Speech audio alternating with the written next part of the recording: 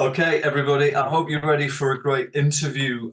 Today on the Business Spotlight, we have a person called Alex Powell with us. Alex is joining us from his HQ in Oxfordshire. Name of the company is a business called Soft Power, established in 2008. Now, Alex is going to tell us all about his business, but I'm still recovering from the introduction a few minutes ago because it just so happens that Alex's product is deeply interfaced with the Formula One world. So I'm not going to do much talking today. I think Alex is going to do the most of the talking. So I'm really looking forward to speaking to you, Alex. It's going to be fascinating. Welcome to Business Spotlight, Alex. Thanks for joining in again. We really appreciate it. So tell us all, please, everybody that's listening and or watching, please tell us about Soft Power and where you began and what the backstory is. Fascinated to know more. Okay, yeah. So Soft Power was founded in 2008 in a pub in Oxford, like all the best businesses. We were trying to avoid, on a Sunday, we were trying to avoid doing the washing up. Yeah. We were talking about apps because in 2008, mobile devices were pretty fresh. I'd bought an iPod probably about 3 or 4 months before and thought they were great. I was trying to find an excuse for the reason why I'd spent the money to my wife, and I thought we got to do something with it. And then we come up with some rubbish ideas on this walk. And my friend that I was with turned out he was in Formula One, and he said it was maybe we could do something in Formula One. And I said, yeah, maybe we could. And we talked about maybe putting the timing screen on mobile phones. And I said, I reckon we could even show where the cars are. And he said, okay, I'll get a meeting with Bernie, like you do. And I thought that's never going to happen. I've Wow. heard people say these things before because, everybody knows everybody, right? Anyway, Yeah. three weeks later, I was hurtling down the M40 to meet Bernie Ecclestone in Knightsbridge because Otma Szaftnauer was the guy I was talking to, yeah, we got the ability to do the live timing service for Formula One. We did that till 2018. Yeah, we had a wild ride doing that. Very intense, lots of late nights. Anyone who's ever followed the Formula One calendar in its entirety, like I have, will realize just how practice 1 and 2 are often at inhospitable hours. Yeah. Yeah. So I watched every single one. We also did MotoGP and V8 supercars, which Wow. added quite a lot to the burden. So we did an awful lot of that. Change of ownership, we now do something different. Since then, we've been working on building new product out, and it stays in the Formula One world because we're looking at team logistics, in particular, how complicated it is to manage a Formula One team. Yeah. So Formula One team has approximately 100 people who go to the races, and there are 24 of them a year. If you imagine you've got 100 people moving between 24 potentially countries, they're pretty much all in different countries, all the races. You've got flights, you've got hotels, you've got hire cars, you've got itinerary schedules. All of this scheduling is actually managed by team coordinators, and they have full-time people working on this all the time. So Otmar wanted me to look at building a solution. So we put together an app which had all of that detail in it, and it could be dynamically updated. In particular, actually, during COVID, we were also looking at all the complexities around COVID and travel because that's when the app was first used. Yeah. I've seen that. Yeah. Which was, yeah, an interesting time, obviously, for Formula One because the Sure. FIA were asking for social distancing guidance and things. So we actually have stuff which would track how close everybody was to each other and all that stuff. These days, not so valuable. People don't worry so much about the social distancing, but the app is still pretty sound. So we took this solution, which was quite bespoke, designed around delivering to a small number of customers in the shapes of Formula One teams, and we wanted to deliver it to everybody. So we've been working pretty hard the last year to basically fully productize it, a horrible word possibly, but to turn it into something anyone can just download and use for a skiing holiday, rugby trip, or their company's AGM with 1,500 people. Yeah. But Yeah. it's got a very low barrier to entry. That's what we focused on. So anyone can try it. Please go and look it up. It's called Eventer. That's with a without the E, event without the ER on the end. It's just a. So I slightly must say, silly name, but hopefully you'll remember it. well, just to jump in there quickly, because just to say to everybody as well, please do go jump on Alex's website, Soft Power. We were talking about it earlier on. You'll find Eventer on there as well, right? Obviously, Correct. phenomenal website. I won't say any more. Well, let's just let people jump on it and have a look. Really, really useful stuff. Sorry, please carry on, Alex. It's really interesting. So yeah, we put this together, and the main goal is yeah, to get users to use the app, because we think if you're arranging a trip, it basically, as soon as you've got 10 people, it starts becoming hard. So in the most basic form, the team app, the app you download, you type in your details for your trip, you say where your hotel is, what flights you're using, all the activities you're doing, and then you can invite other people, and then they get to share your particular itinerary. But the cool thing is that they can then make adjustments to it, so they don't have to type it all in. If they're staying in a slightly different hotel, checking out on a different day, they can adjust their itinerary, and you gradually build, collaboratively, an entire plan for everybody. And then everyone can communicate. So there's built-in Slack style communication. Yeah. So all the team members staying in a particular hotel can communicate with each other in that hotel. And if there's the people in the other hotel, don't need to be hassled by them meeting for drinks at 6 p.m. if they're on the other side of town or whatever. So it's a very powerful tool, and we think it's kind of relatively unusual in the market. We don't have many people who've done travel, but we're very much focused on logistics, really, team logistics, and making life very easy for people. Which is taking it straight back to its origins in the F1 world, isn't it? Which is fascinating. So question for you: simplistic or complex? Which best describes the product? It's simple to get started, but anybody who's ever tried to manage a complex trip will know that you do end up with a complex trip. So the goal, we have another half of the product, which is kind of a twin, which is the website version called Coordinator. That's the one that a Formula One team or somebody doing something serious would do. And so with that, deeper dive yeah, on a PC. on a PC. So you're going to do it on a desktop. You're going to sit there and you're going to plan everything out. Yeah. It gives you much more control over it. And we've got lots of shortcuts. So for instance, you can actually do kind of cost planning. You can copy one itinerary again, and then say, what if everyone flies economy, not business? Or what if everybody stays in this hotel, not that hotel? And you can compare the two, pick the one you want to go with, and that's the one that gets published to the users. So it's got quite a lot of depth, that stuff. We've also looked into things like ESG and CO2 emissions and all that kind of stuff. Yeah. So yeah. So for all the F1 fans out there, which I might be one, okay, well, any form of motorsport, anybody that knows me knows that my addiction to cars and motorsport. If the F1 universe is utilizing this, so this is a very serious question. And if the F1 universe is utilizing your app, can you please unplug Red Bulls? Just disconnect theirs at the next race. Is that okay? Just give everybody else a chance, Alex. Anyway, there you go. Unfortunately, I think they're too organized probably to come across. But they have backup plans and all that kind of stuff. And unfortunately, the app allows you to print out your schedule, so they can take that anyway. I was seeing them in Singapore while everybody else is in Melbourne, maybe something like that. Let me ask you a couple more questions here for everybody listening.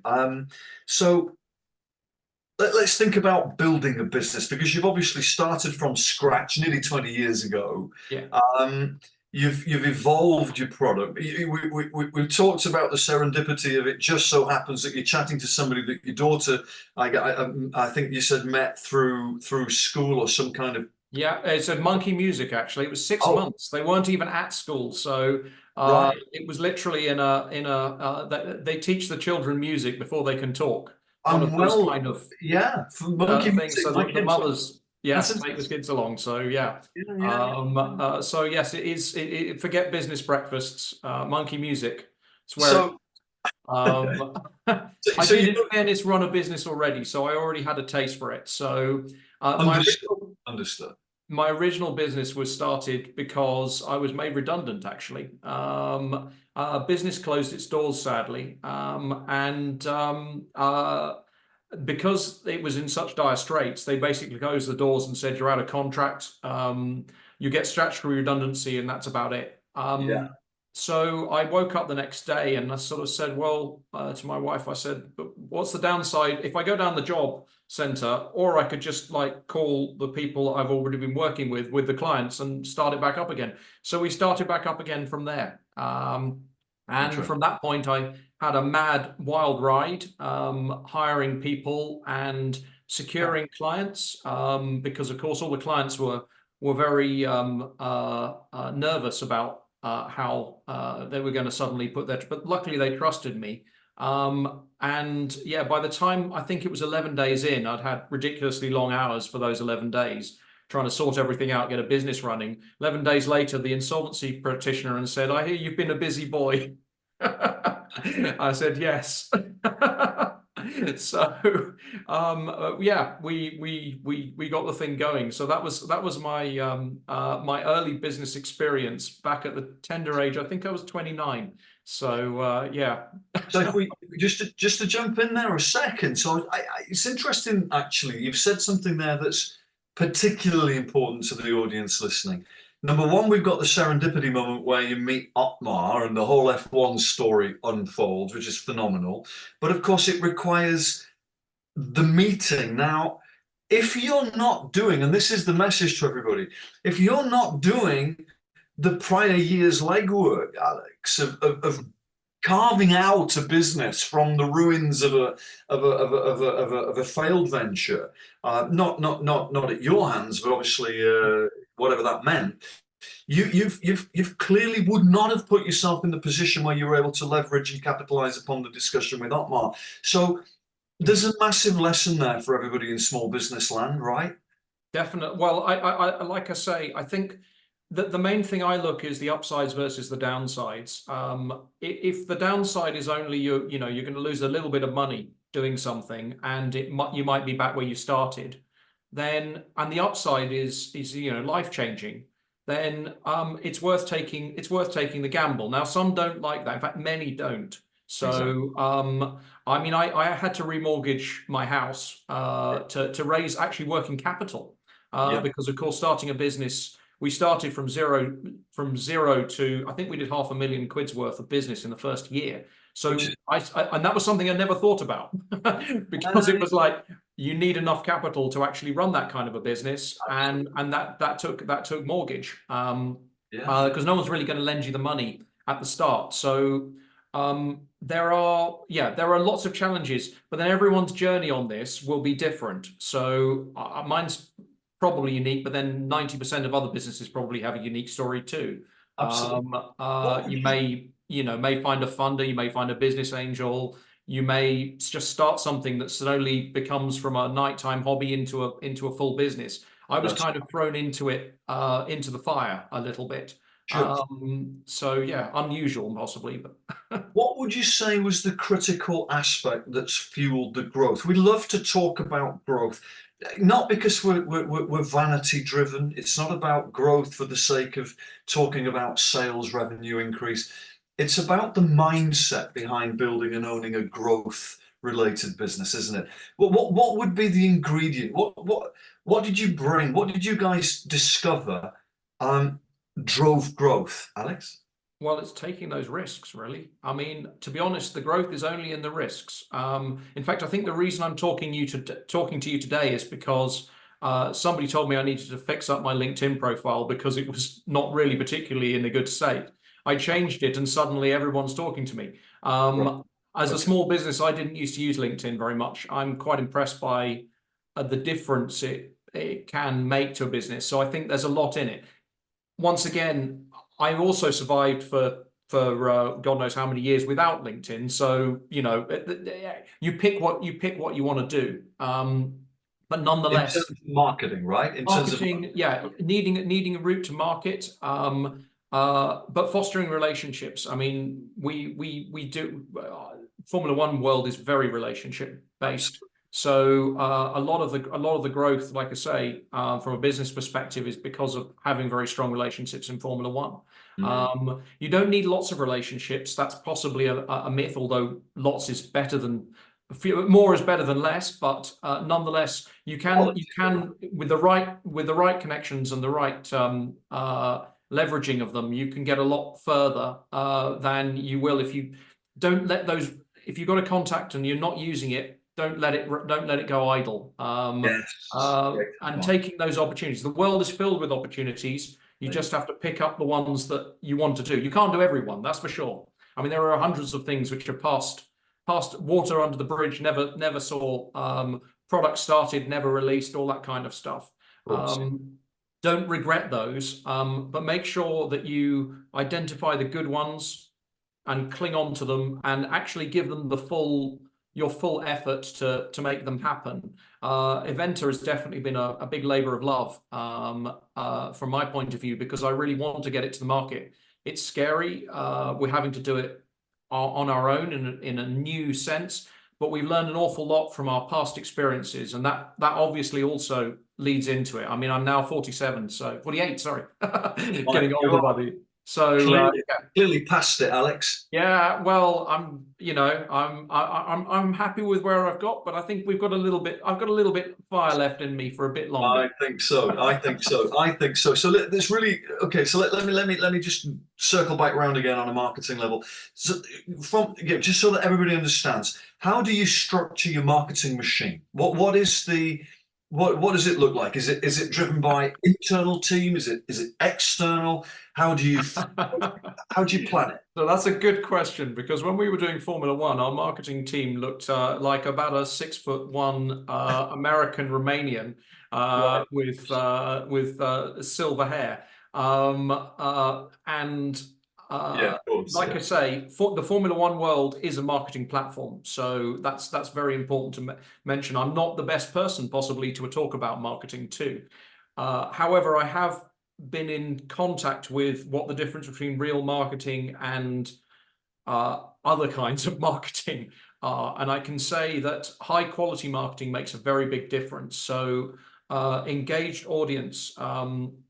We've recently had an experience because we've been marketing Eventa. I did a bunch of stuff just, talking out into I've been shouting from the rooftops effectively. Otmar puts one slightly dodgy post on Instagram, and we suddenly have right? everyone's talking and looking at the app. So I can say that there is an awful lot of power in finding people that connect to their audience, and right, and doing and making sure that if you're going to connect from a marketing point of view, that there is, you're talking to the right segment of people that are going to respond to your message. And yeah, I mean, our marketing strategy is basically to chase down first sports, because obviously heavy connections there. But sure. the product is global, and it's for everybody. Obviously, that's too wider market to attack from a marketing perspective, raw. But So the vision is clear, right? yeah, We're going to talk about vision in a minute. Yeah. So but you start somewhere, and then you funnel out, and as it grows, what's amazing, I heard marketing described once as you shout and you shout and you shout, and then you catch breath and you shout some more, you go to sleep, you wake up, you shout some more, shout, you're so exhausted, you shout, and then you say, oh, stop, and then someone walks over and says, what was it you were saying? And that's pretty much marketing for me. You're amazed at how much noise you can make, and you think nobody can hear you. And then suddenly, just as you're about to give up, you realize that everybody is beginning to hear you, and you continue. And then suddenly, it grows a life of its own. Are your marketing assets employed, or are they third parties? For example, web developers, social media, etc. How are you doing? So we have in-house, we have four designers. So we've always had design and software, because we're very much a design-led company. we want it to look good as well as work good. So we utilize their skills for a lot of the initial marketing. You'll find it on our social media and LinkedIn. However, we have now actually engaged Diagonal Comms. I'll give them a name drop, which is run by Matt Bishop, who's ex McLaren and Aston Martin. So he's done the rounds, and he knows a lot of stuff. And I you know, as much as I'd like to say I could do it on my own, nah, it's not something that's achievable if you're not you need assistance on this stuff. So there's a great, thank you very much for sharing that piece of golden advice, because one of the key messages through the Spotlight platform is that we're looking to encourage small business owners to think like the CEO of their own business. And of course, the CEO should be working on, to use a cliche, they should not be working in. So the CEO is going to delegate critical aspects of their business. Their job is to provide or to generate results through team and through process, right? So this is interesting. Now, can you tell us a little bit about vision? Please, Alex, how do you, I'm intrigued to help people out there understand how you have created the vision and then gone about turning it into reality. Are there any, what's your... Well, part of it's money, part of it's bloody mindedness. So in what sense? What do you mean by that? Help me understand. Well, you have to be a little bit bloody minded, because you have to, if people tell you that something's already been done, or that maybe this won't work or whatever else, you've got to be a little bit thick-skinned and hard-headed, that actually, you know, everything can be done. Everything can be done again, is my belief, if you're willing to try. You may or may not succeed. You may not be good enough to do it again. That's a different matter. I always like the Elon Musk thing, that companies are paid to do things that are hard. And I think of it, therefore, building something, don't underestimate. I'm a technical person. So talking about the marketing side, I know my limits. I'm not a marketeer. I wrote the original app. I know how to run software teams, and I know how to build product. Sure. And I also understand that to get it to the market, we have to use a thing called marketing. And I know, therefore, I like to play with these things to learn how the machine works a little bit. So I do a little bit of dabbling with the marketing, but that means that, to me, that just makes me a better customer to somebody I'm going to buy the marketing from.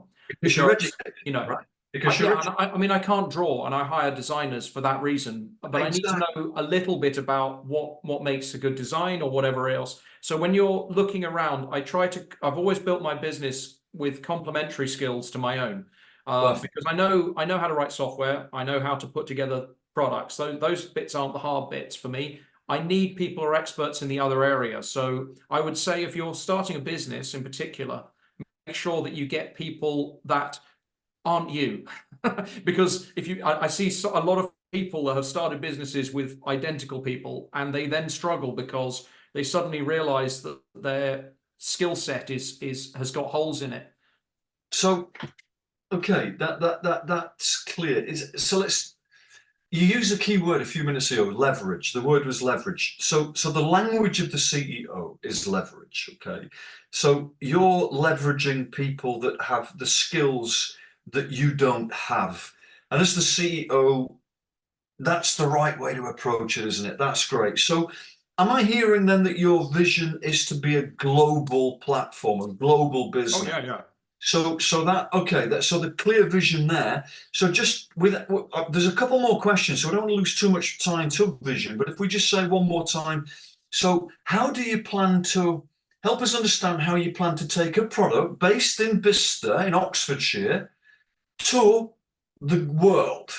You know, how are we going to leverage and make that happen? Luckily, I work in software, so software is a little bit easier than a lot of businesses. Obviously, if you're, running shows or whatever, then it becomes more complicated. Yeah, of physical things. So some businesses naturally scale, but software is one of those businesses.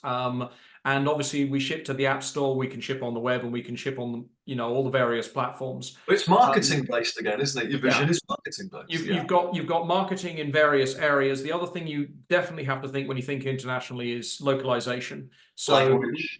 yeah, we have a lot of experience of language localization. It's not just language, though. It's kind of everything about the way you decide you're going to approach each of the markets. We got quite a lot of experience working with other large multinationals, actually, of like how they break the business down into different regions and see the challenges for them. Luckily, we aren't particularly regulation led, but and there are sort of super blocks like the EU, but they're quite complicated in themselves. So EU is far more complicated than America is, but they all have regulations which are surprisingly boundary driven.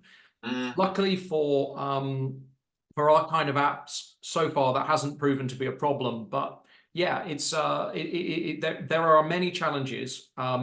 Getting the initial product though sorted out in ready for market means that you've at least thought enough about them that you understand the product will be compatible with these markets in these ways. If you've got a good idea, then it should be, hopefully. Very interesting. Love it. Tell us a little bit about mission. Mission. What would you say the mission is? By the way, just for everybody listening, Soft Power, spelled P-A-U-E-R, right? Yes, because that's I'm correct. searching for the one, right? Okay. So what's soft? I mean, I think we understand where it's going, but just in your own words, what's the mission of Soft Power at the moment? The mission is to organize everyone's travel beyond 10 people, and to make it easy enough. We want to effectively be that level of coordination that people struggle with, and to deliver it to everybody. We're not for everybody. I understand that. If you're going a single person on a trip just to go to the coast or whatever, then we're not designed for that. We really work when there's like 10 plus people. So any largish group, we want to take this and we want to cover everybody in that space. We hope that they will download the app and try and start just using it, because they'll find suddenly, hey, there's some organization I didn't previously had. And if you've ever even arranged a big family holiday, you'll know how difficult that can be. Absolutely. Well, the nice thing is everyone can arrange the family holiday. They can just do it. I've got a relatively large family. There are 24 of us went skiing, and we didn't have the app at that time. And yeah, working out all the various flights in and out. And when are they turning up? Is it tomorrow or the day after? Spreadsheet, right? Yeah. Yeah. Well, spreadsheets or emails, and frankly, WhatsApp groups and all those other things. Yeah. So this is the goal, is to kind of bring all that together into one place, acknowledge the complexity there, and just supply that tool. So let's differentiate between mission and purpose then. So we know what the mission is now. So what's the purpose? The purpose? I want to see if I can do it. I'm purely driven by seeing where life will take me. I don't want to be the next Bill Gates or whatever. But I do things because they're fun. And I started a business because I thought, well, that sounds more interesting than going down the job center. I got the opportunity to do something like build an app, and it's like, yeah, well, that sounds more fun. I could have, we were doing a job, we had some money in the business. I could have taken the money out and gone, close it. You always get that choice in a business, right? Where there's money, there's cash sitting in the bank, and you could just trouser it and buy a Ferrari or something. And yeah, do that as well, please. Well, occasionally that might, but no. But the point is, I'm much more interested in where the journey will take you. You only get one crack at this. Absolutely. This life, and I want to be able to have some great stories to tell my grandchildren. So that's the purpose for why I do it all. And like I say, that's my personal journey. Other people's maybe I want to be the richest man or the most successful such and such, which is perfectly admirable. I have no problem with that. So values now.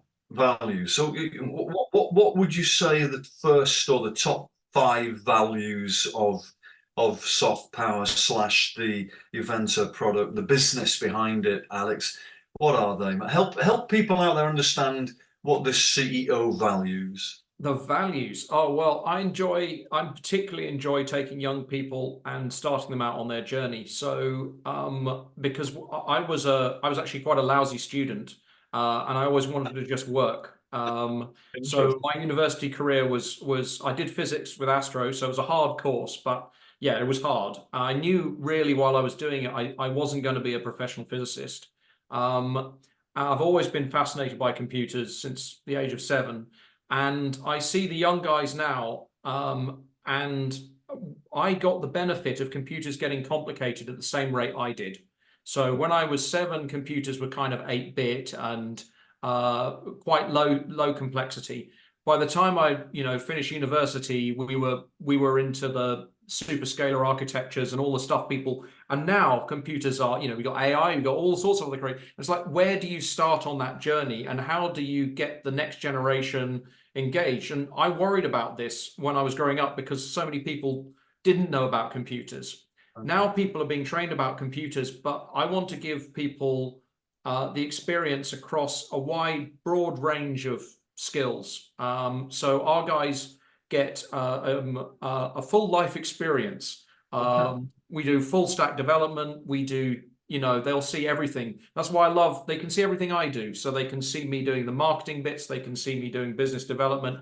They can see how we have to service clients and we have to do the work and how we have to get, stuff signed and paid for, all that kind of stuff. And then they can see the cool stuff.